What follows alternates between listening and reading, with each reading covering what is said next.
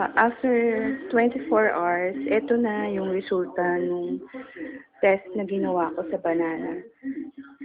Kita nyo yung sa vitamin na nagkiklaim na A to zinc, tingnan nyo yung nangyari sa banana after 24 hours. May itim-itim na siya. Ito yung sa usana. Tingnan nyo yung banana niya. Parang yung unang nilagay natin na ganun pa rin, as is pa rin yung color niya. Wala pa rin pinagbago yung banana. Dito naman sa apple test, ito yung sa vitamins na A to zinc daw.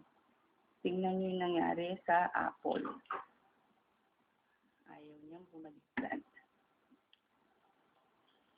Oops. Kita nyo, maitim-itim na siya sa loob. Lalo na dito sa kabila. Ayan. Ang itim ng apple. See? Ayan.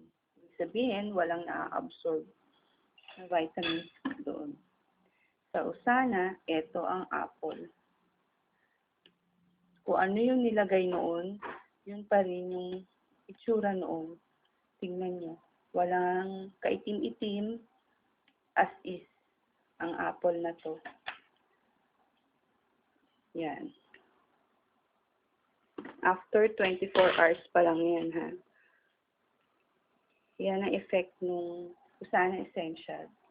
Kaya, ibig sabihin, na-absorb ng katawan natin yung mga essentials na hindi katulad nitong sa isa na kita nyo, yung itsura pa lang.